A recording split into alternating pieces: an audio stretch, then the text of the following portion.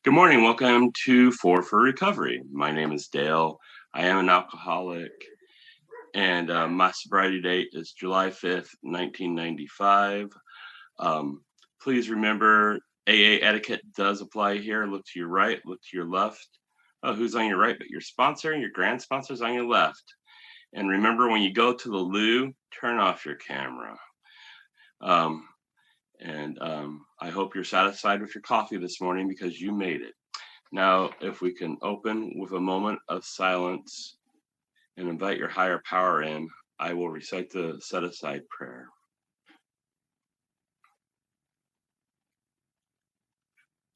God, please help me set aside everything I think I know about myself, the disease of alcoholism, these steps, and especially you, for an open mind and a new experience with myself, the disease of alcoholism, these steps, and then especially you. And Kathy will be reading a portion of the big book. I think you're unmuted, or you can unmute yourself. Good morning, everybody. I'm Kathy, and I'm an alcoholic. The last 15 years, this is the big book, page 276, 4th edition. The last 15 years of my life have been rich and meaningful. I have had my share of problems, heartaches, and disappointments because that is life. But also I have known a great deal of joy and a peace that is the handmaiden of an inner freedom.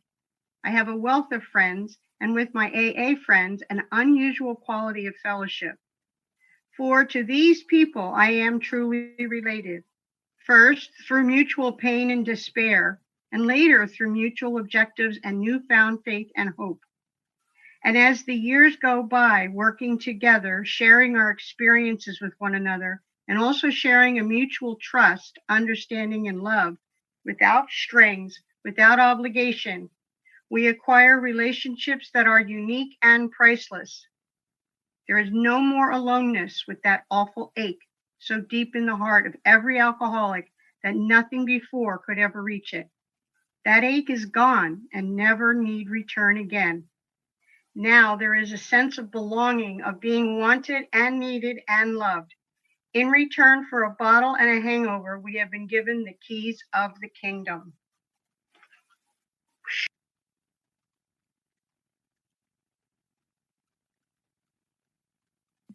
Thank you so much. I really appreciate it, Kathy. Excited to hear our speaker this morning. I've heard this gentleman's lead once before at Carvel about 2 or 3 years, maybe 4 years ago now. God. But I'm sure the depth and weight of his message has not changed at all. I know that he has worked the steps. I know he is active with other alcoholics in his life, and he has done a lot in both his sober community and just his community, period. In Indy, a good guy, and has always been open to chat. And I'm going to tell one story. There was about 5 years ago. I just had began teaching, and I was sick as a dog, and I could not call in. And it was Saturday night, and we had just attended a meeting together, and I was going to walk over to Starbucks. Everybody's surprised, I know. And and then I was going to meet my wife, and it was about a couple blocks away. And I just could not make it. And he pulls up. He's like, "Hey, you want to ride?"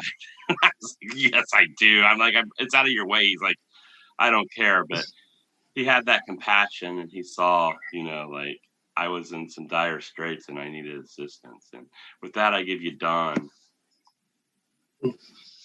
Good morning, everyone. I'm Don. I'm an alcoholic. It's good to see 32% of you. I love Alcoholics Anonymous, and I love the fellowship of Alcoholics Anonymous. I opened my big book randomly this morning, and it went to page 276, and I read it, and I said, if anyone were to ask me what it's like to be sober, I would send them to that page and that paragraph and say, read it because it describes sobriety much better than I ever could. I'm from Indianapolis now, but I grew up in Michigan, and I was lucky to have a family that was very, very healthy, with a good work ethic, and they taught me a lot. We had a family business. My grandfather emigrated from Greece at the turn of the 19th century, and started a candy business. And that's relevant to me because I started working in that business when I was 9 years old.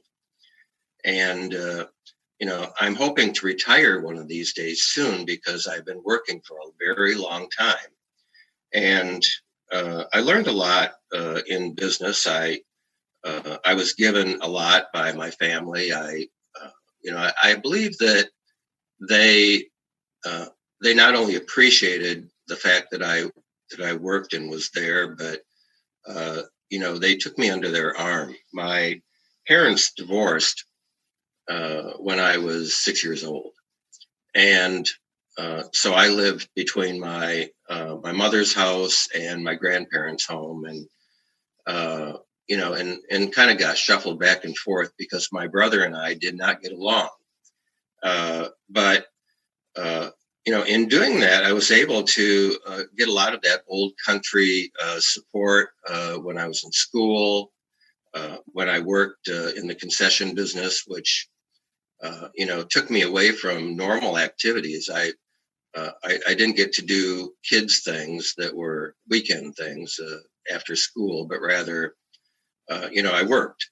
But I never felt bad about that. I never felt like they were taking advantage of me. It was just a natural thing. So my family, had a lot of alcoholism in it. And I really believe that alcoholism is inherited. And as I was going through my early years of life, some things happened that were significant with the alcoholism in my family.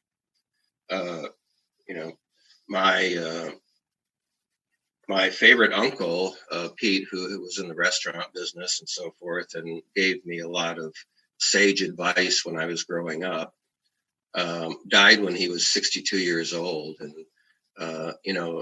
I didn't recognize it at the time. I knew he was an alcoholic, but very honestly, he was a raging alcoholic. And we shared the same doctor, and I saw the doctor at the hospital when my uncle passed away. And he pulled me aside and said, "Don, there was no hope for him. Everything in his innards exploded. Everything went at the same time, and that caused his death." And and that was pretty sad. But he wasn't the only one. I used to go to the cemetery every Sunday with my grandmother, and it was her ritual. And we would stop at various family graves, but the first one that we would come to would be my Uncle Bruce's first wife. And the comment was always, "She died of alcoholism." And of course, Uncle Bruce married their housekeeper, and lo and behold, she also was an alcoholic, as I believe my uncle was. But one of my earliest remembrances of visiting their home was in the time, I think it could have been the early 1950s, going way back. And they were having a party to celebrate this new bar that they had just gotten. And if you can imagine the 50s and 60s furniture, this long, square, mid-century modern bar, and you open the top and the bottles came with it and got exposed, and it had glasses and all of that sort of thing. And I was there. Everybody was pretty happy about celebrating the new bar. Well, if you fast forward about 25 years, Uncle Bruce had died of a heart attack, and Aunt Maxine had remarried, and actually married into money and moved to Higgins Lake in Michigan. And when I was in college, I was talking with a family member, and they told me about Aunt Maxine's demise. She put a shotgun in her mouth and pulled the trigger. And that tells me where alcoholism can lead. She had a son who, at 44 years old, was found dead on the floor of his apartment, and he died from alcoholism. She had another son who was a drug dealer and an alcoholic who mysteriously had a truck back over him in Las Vegas, and that was his ending. The stories go on about the lives of these people, and some of them tried to live alcoholically, and be a functioning alcoholic, and others were just into this disease that didn't allow them to do much more than drink. So that isn't necessarily the foundation of my living, as much as the recognition for me that alcoholism, is a family thing. It's a disease, and it ends in death. I don't know any alcoholic in my family that didn't die early and didn't die a tragic death. So, that leads me to my brother. And, my brother and I, even though we fought in early childhood, we're fairly close. And he's the one person that I could call and talk with. And he was very proud of my sobriety. And, when I had a birthday, I would tell him, and he would congratulate me and and say, basically that he was proud of me. And but we both shared the same disease, and he came to Alcoholics Anonymous and tried it for a few months and got a sponsor. And it just didn't work for him. He didn't like the sponsor. He didn't like AA. He just couldn't get into the concept of recovery, and so he didn't. But rather, he hid his drinking. At least he didn't hide his drinking. He hid the severity of his drinking, and I didn't realize it. But in around Easter time in 2016, I tried to reach him to wish him a happy Easter and couldn't get through. So I sent one of my cousins over to his house in Saginaw, Michigan, and they found him dead. He had fallen probably, I don't know, 1, 2, or even 3 days before that, hit his head on the fireplace and bled to death. And when I went to the house, and let me tell you, I dreamt and thought about this accident for, almost every day, and it subsided.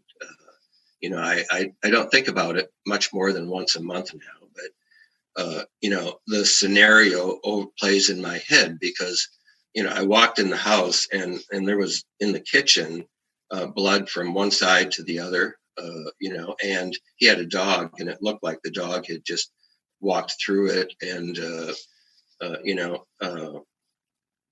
and made a mess, and I walked into the living room, and the chair that he always sat in to watch television was blood soaked all down the back of it. And then, and then there was a trail of destruction, sort of. The television had been pulled off the stand, and other things were on the floor and so forth. And he had made it to his bedroom, and the bed had a big puddle of blood in the middle of it. And then, he actually had tried to get out of bed, I think probably when he woke up from his stupor, and, and he was in motion to, leave the bed. And that was his last position that they found him in. I did not go in the house when he was there. I went into the house after he was taken away. And, you know, that, you know, that ending didn't help my sobriety as much as it told me that, I needed to continue to help other people. And, and it's the reality of alcoholism. A lot of people who are in the program don't get this close to the death of a brother, a family member, and so forth. I did. And, and it was just, a situation, having a brother die like that, I simply said to myself, God, this was not necessary. He had a bright life ahead of him, but alcoholism got him and took him out. And took him away from the people that loved him. A girlfriend, a brother, some cousins, and a daughter. But the daughter hadn't talked with him in 20 years, and that too is a result of alcoholism. So this example is a part of my life and part of my sobriety, and part of the message that I'd like to share with you today. I was the first child in my family to go to college. And as a result of working in my family's business, I didn't have any expenses. It was paid for. And I was very fortunate. I went to college knowing that there would be drinking and so forth. And I swore to myself that I would learn how to drink responsibly. I joined a fraternity because I thought that was the thing that you do when you go to college, and I became very involved in it and lived in our fraternity house after my second year of college, and lived there year round actually for the next 3 years, and had a position where I actually ran the house, for summer residents, but. The drinking responsibly part, I recall having friends over to my room at my fraternity, and I had a wine and cheese party, all kinds of wine and cheeses and so forth. And that was my entry into learning how to drink responsibly. That was the last time I remember drinking responsibly, to be honest, because, we had parties on weekends and Don got drunk. And and that went on. And when I graduated from college, my fraternity recruited me to work for them. And that's why I live in Indianapolis. But our meetings, when we had them with alumni and officers and so forth, ended up, in the late evening after all the business was finished, having cocktails in the executive director's room. And, we all learned how to set up a bar and make cocktails available to our officers and everybody who wanted to imbibe. And, we would drink till some early hours and then say, well, it's time to quit, because we had to be up early in the morning to start the meetings all over again. So, that was my life for about 8 years. I traveled for the fraternity.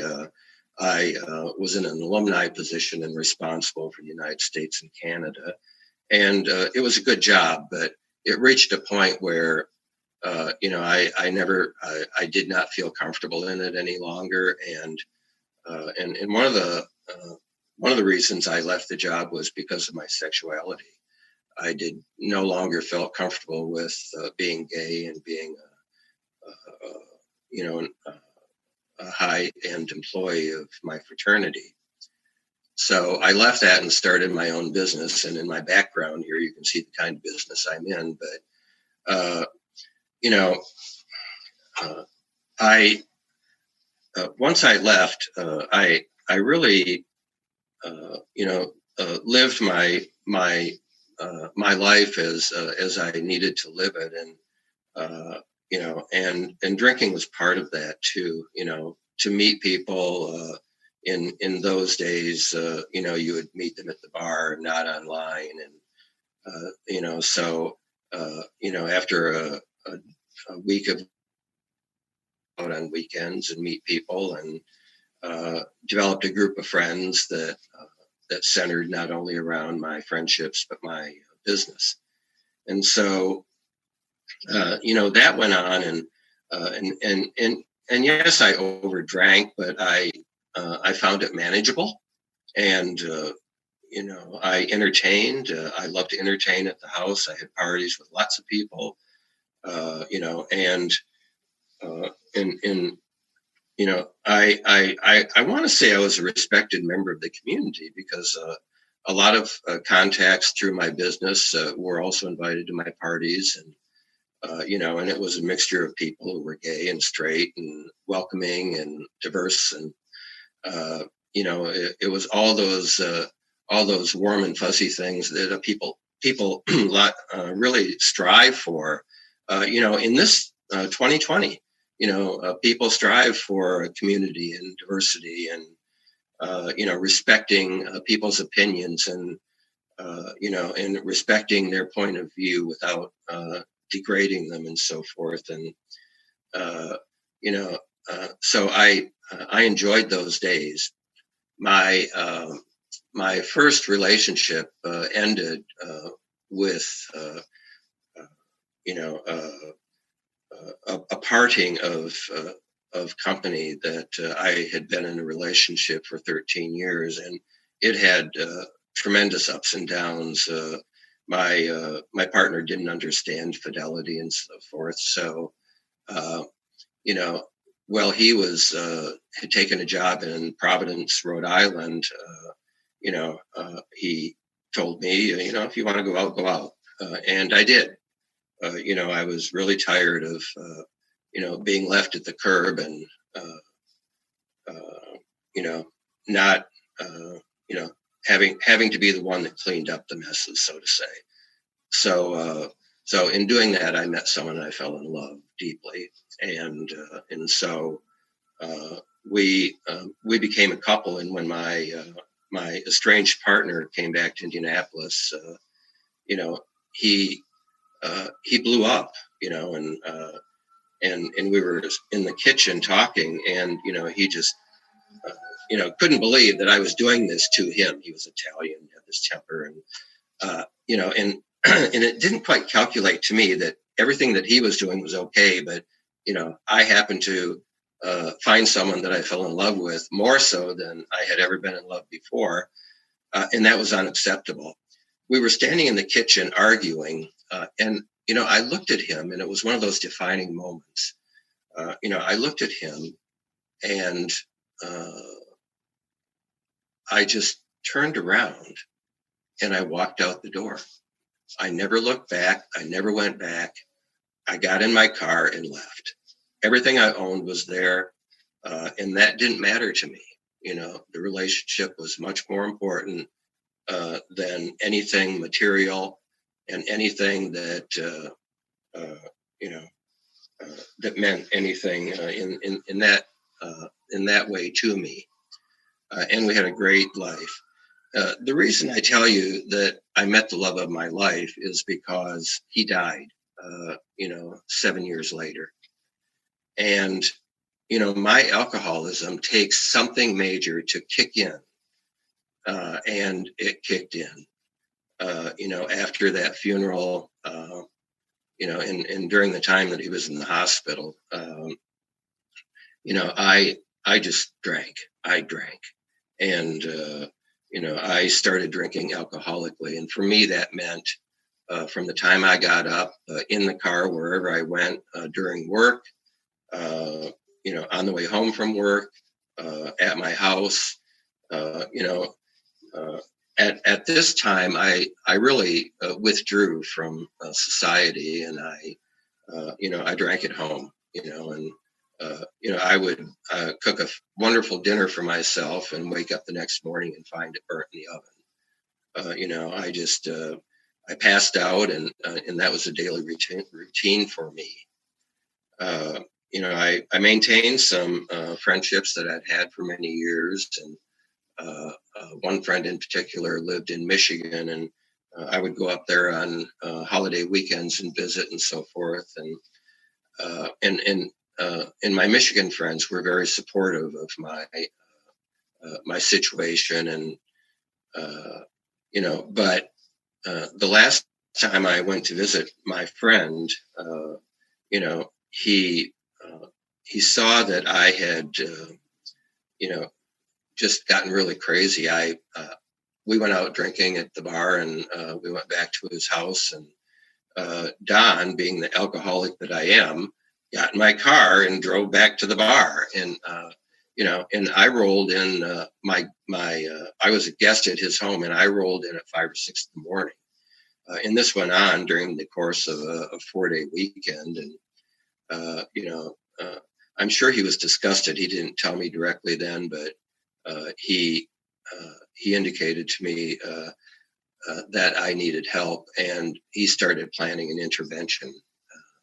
You know, I never saw that intervention.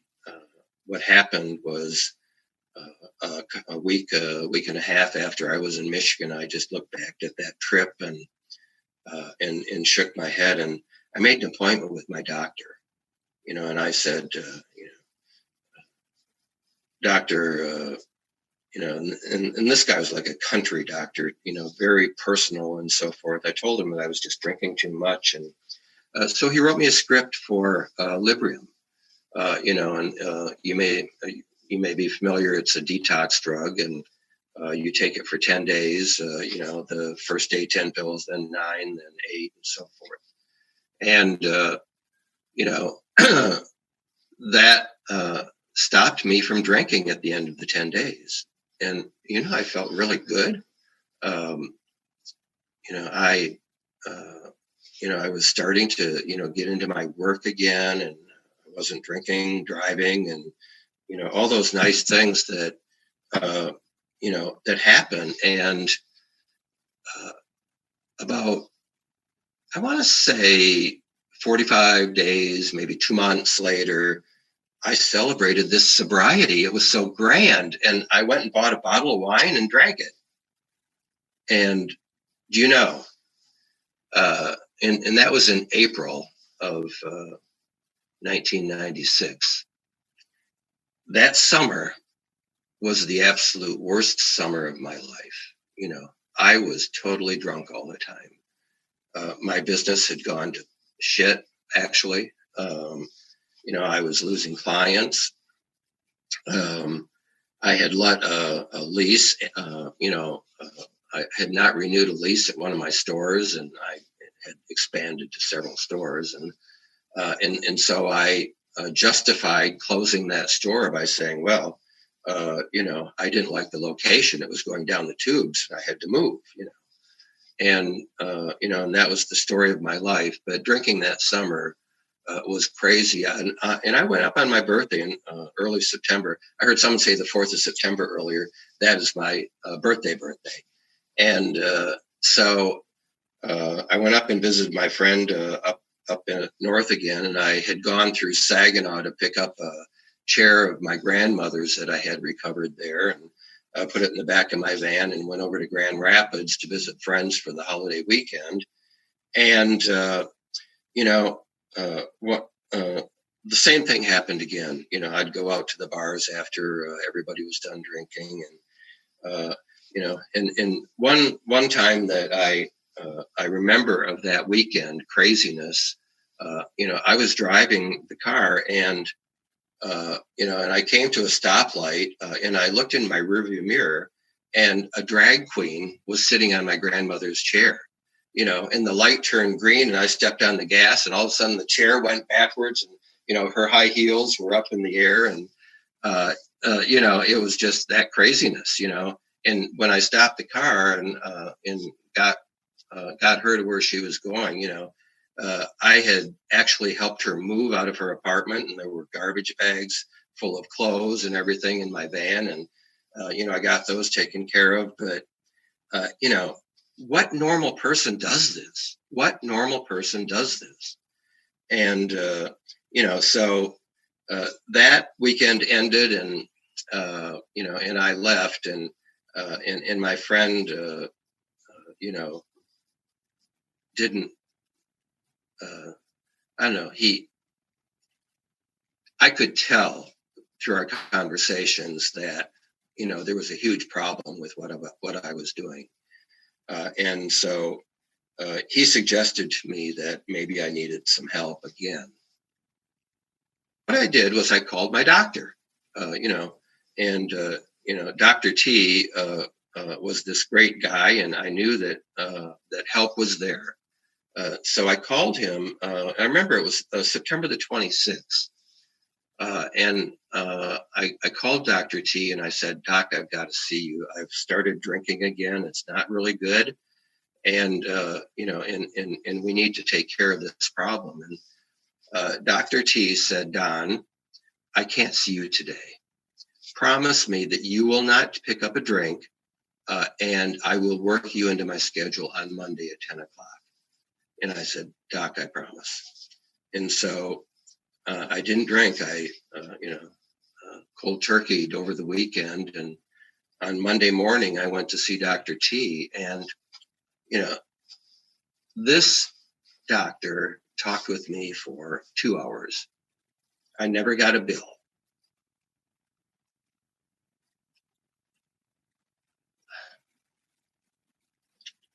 He said, Don, I can't give you any more medications. It would be unethical for me to do that. You need to go into treatment and you need to go to Alcoholics Anonymous. Well, my business was holding on by a sliver. And I told him, I don't think I can close my business and go to treatment. I would lose it. And I didn't. But that night I went to a meeting of Alcoholics Anonymous.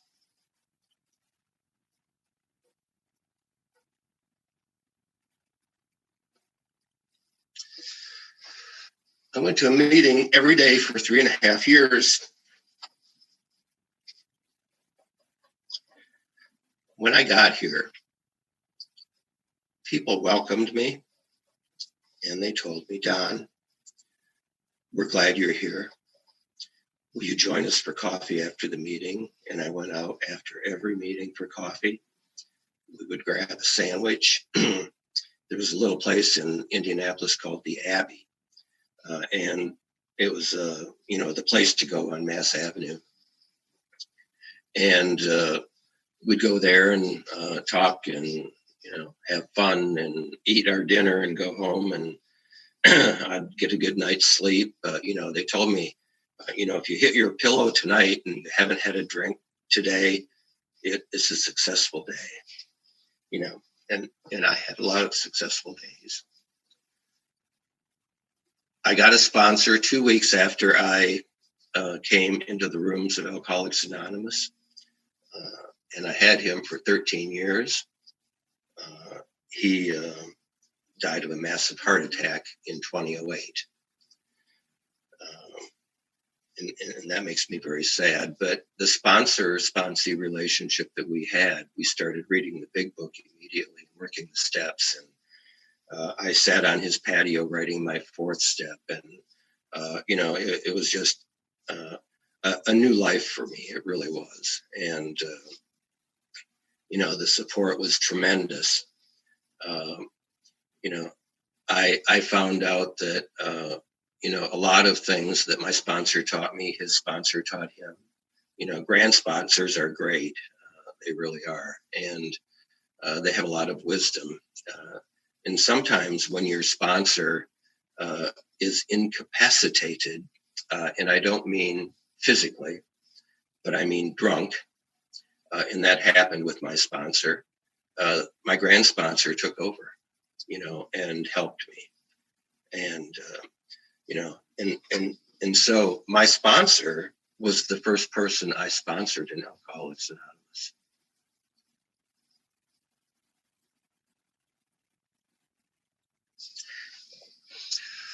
I also, I want you to know I get very emotional about my story. So I sponsored him, and then when he sobered up and so forth, he started sponsoring me again. And it was one of those great relationships that you just don't find. You really don't find. So, people when I first got here, and I'm, and lately I've been reminded about those first weeks of being a member of Alcoholics Anonymous. One of the first comments that I heard that was very, very good for me. A gal in one of the meetings said, Alcoholics Anonymous is not a religious organization. It's a spiritual organization. And, and at another time, that quote, wrong, because at another meeting, someone said, Alcoholics Anonymous is not an organization, it's a fellowship. It has no organization, and I started through meetings like that, learning about the Fellowship of Alcoholics Anonymous and how we're a reverse pyramid of management, where we work with committees, and that pyramid comes down to one person who's the very most important person in the whole fellowship, and that's one alcoholic. So the early meetings were really a great foundation for me. I went to 8 meetings a week for that 3.5 years, and I went to 2 meetings on Sunday. One was a speaker meeting at St. Vincent Hospital, and the night meeting was the oldest gay meeting in Indianapolis, called the Sunday Gay Meeting. That is now, I think, celebrating its 45th year as a meeting in Indianapolis. But the schedule that I had, my Wednesday meeting was a 12 and 12. And so I love that meeting because we studied the big book and we studied the 12 and 12. And, when we read from it, and, meetings like that, meetings like the speaker meeting on Sunday really formed my foundation here, because it made me appreciate all types of meetings. I went to gay meetings. I went to the Tuesday night meeting at the Carvel Club, and met some wonderful people at that meeting, and have friendships from that continue on today. Occasionally I'll run into someone from that meeting, and all of a sudden it's like, hey, how are you? And so forth. It's really a great thing. And it just reminds me of page 276 so much, because of, the relationships and friendships that I have been fortunate to have made in the time of my sobriety. I don't have relapse as part of my story, because the day that my doctor said, Don, please do not drink until I see you on Monday, is my sobriety date. So I got sober and did not pick up a drink since September the 27th of 1996. And I have a birthday coming up, God willing. So, the steps of Alcoholics Anonymous and the fellowship have really helped me, through the years of my sobriety. After the first 3.5 years, I cut back on my meetings. I started going to 7 meetings instead of 8. And honestly, I can't tell you when I cut back from that, but today I go to about 5 meetings a week. And I embrace Zoom meetings because I live a little northwest of Indy, and most of my meetings are about a 35-minute drive. So Zoom has saved me gas and all that sort of thing. And also given me the opportunity to meet alcoholics from other areas, so some of the meetings I attend, there are alcoholics from Canada and California, and you name it, they're there. And it's really a great experience. My hope is that newcomers find these Zoom meetings of Alcoholics Anonymous, and I believe intergroups are doing a good job with that. And one of the foundations that I acquired early on, and it's a result of my work with my sponsor, is to engage in service work. And so he was secretary of the Wednesday night meeting that I attended at the beginning, and was one of the reasons why I asked him to be my sponsor. I liked what he said, and I liked the fact that he was in service position, and he really encouraged me to meet other alcoholics in my meetings. And, I'm kind of a shy person, so that was so helpful at the beginning, and so I committed myself to giving back. And, I became a secretary of a meeting, and through the years, I've been secretary for a few meetings. I've been intergroup reps. I've been a GSR, and all of those service positions have helped keep me sober, and allowed me to work with other people outside of the normal meetings that I attend. I also believe that service goes beyond Alcoholics Anonymous, and the community that Indianapolis has is absolutely wonderful. My business happens to be in downtown Indy, and so one of the organizations that I have supported through the years is the Damien Center, and it's an outreach program for HIV infected Hoosiers. And after I was contributing to them for a while, I was asked to serve on their board of directors, and I said yes. And as a result of that, I served on that board for 9 years, and I was president of the board in 2012. And I feel really good about that service work because of the number of people that it helps. And I also gained a lot of experience in nonprofit work, and that was good for me and hopefully good for them. I also, after leaving that service position, and I'm one of those people that I need service. I need service work. So I saw a Facebook ad for a gay group that was having its first meeting in New York City called Gay Sober Men.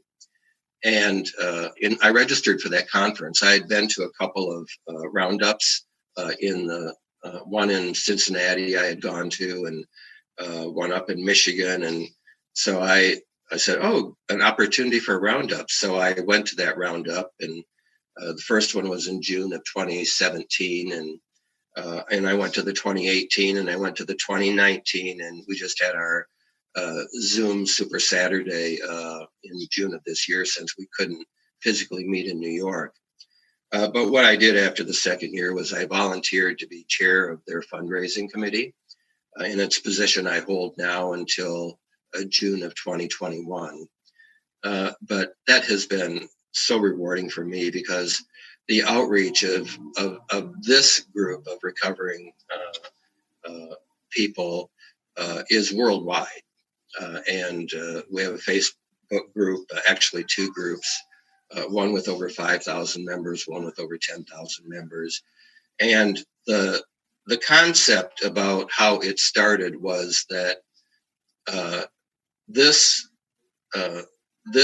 recovery group existed on Facebook to reach out to the alcoholic from the small town that doesn't feel like he fits in, and on the way to work today, NPR that I listen to a lot was talking about, and it was a foreign country, but was talking about the fact that a high percentage of very religious families reject homosexuality, and therefore they reject their children who may be gay. And it was, talking about this one couple that were gay. They had met, and they had to move to a larger city to be away from the one man's family because they were so religious. And and so, to make this story very short, because it doesn't have a lot to do with sobriety, but it does have a lot to do with why I volunteer. And the result was the one man who had a very religious family went home, and during that visit to his home, they confronted him with being gay, and so he finally admitted that he was gay, and then he told them that he and his partner were going to get married, and then their attitude was, well, we need to send you to rehab to teach you how not to be gay. And the result was that, that man went home and 2 weeks later committed suicide. So, reaching out, and it's like alcoholism, very honestly. We reach out to the alcoholic who's from that small town, who has no one to talk with, who can't, meet like-minded people, other alcoholics, to pursue a life of recovery, and that's what Alcoholics Anonymous is to me, that we reach out, and when someone reaches out for help, the head of Alcoholics Anonymous is there to help them. That's my reason for being involved in service positions in Alcoholics Anonymous and the other. I in my recovery, I want to talk a little bit about but what it has done for me. Personally, I have great deep friendships. That I have no idea how I would have ever found deep friendships like I have today had I not been a member of Alcoholics Anonymous.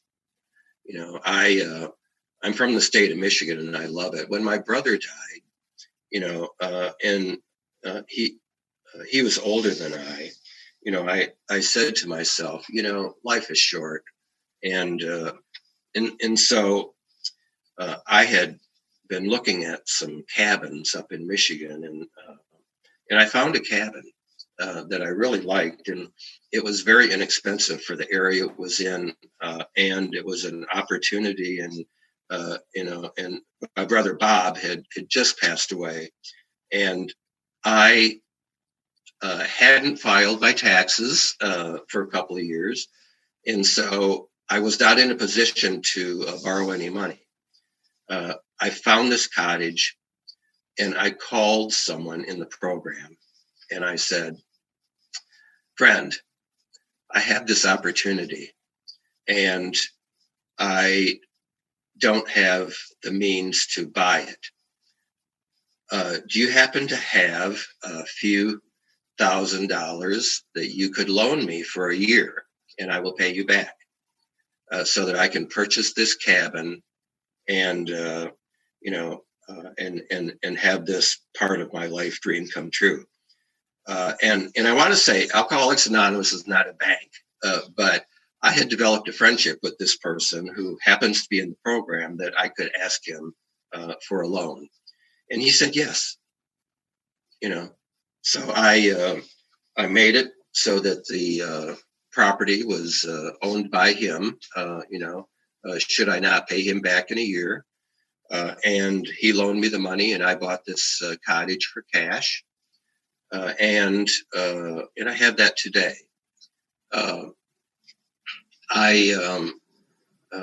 I didn't pay him back at 12 months. Things don't always work out the way we wish, but what I did do is I paid him back 2 years later, and now have this place up in Michigan, and it's been very great. My business that was going in the hole when I got sober, what I ended up doing was I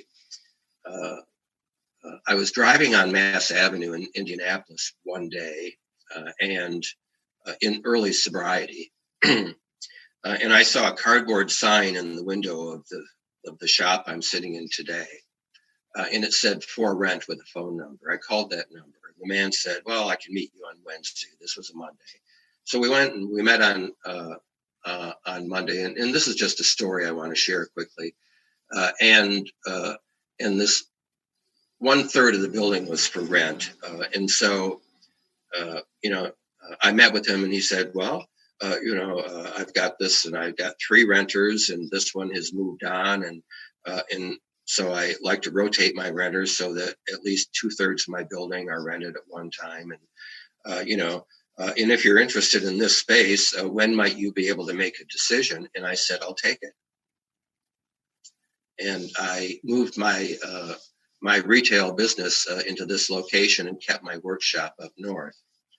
Do you know, 2 years later, he came to me and said, and by the way, now that I'm a little more responsible, I paid my rent on the first, I helped maintain the building, I cut the grass, I raked the parking lot. 2 years later, he came to me and said, Don, the gal out back has decided to move her business down the street. Would you be interested in renting that spot? I said, Jim, I'll take it. And it allowed me to close my workshop up north that I was paying $26,000 a year for. And I had all of my operations here on Mass Avenue. And then it was 5 years later, Jim came to me and said, the firm next door to you on Mass Avenue is leaving and moving their business into their home. Would you be interested in that space? I said, Jim, yes, I'll take it. And so I rented the other half of the showroom that we're sitting in today. And, you know, this I owe to my sobriety in Alcoholics Anonymous. You know, in 2008, the economy started going down the tubes. And, you know, I said, oh, Don, I'm going to retire. Would you be interested in buying the building? I said, yes. So what I did, and I do have a business background, I wrote up a deal for him. And I I proposed that I buy it on a land contract for 10 years with a balloon payment at the end. And so he agreed to the terms. You know, he changed part of it a little bit, but for $10,000, I bought a building on Mass Avenue, and I paid my rent every month. And the 10 years just ended in April. And you know that I bought this building with cash, you know, and you know, I owe that to Alcoholics Anonymous, that you know, my financial insecurities have left me pretty much. You know, I play with the stock market, so don't ask me about that part of my security. But you know, honestly, I owe this to Alcoholics Anonymous, and I will tell you this: what it has done for me. You know, and I don't talk about this very often, but I get to go to meetings today. I get to help friends that don't know I'm helping them.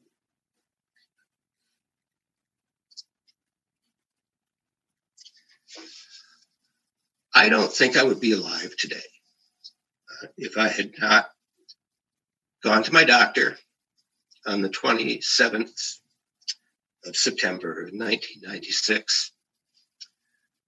If I had not gone to my first meeting that following Monday, if I had not gone to a meeting every day for 3.5 years, if I had not had a responsible, loving sponsor like I had at the beginning,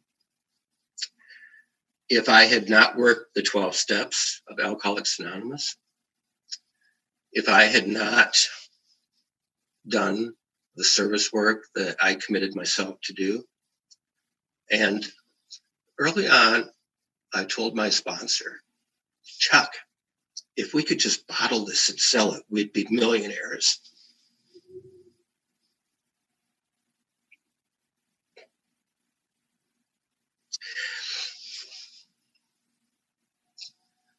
This sobriety is priceless. You can't buy sobriety. People have tried and they're dead. You cannot buy sobriety. What you can do is you can join Alcoholics Anonymous. You can do what people tell you to do as suggestions. And if you are serious, if you are honest, if you are open-minded, and if you are willing, you can be sober one day at a time.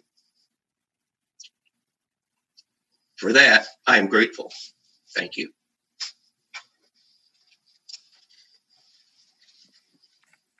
That was beautiful. Thank you. Beautiful. start for "We have shown" to "Soon, so you will" in just a second after we do a little meditation of silence.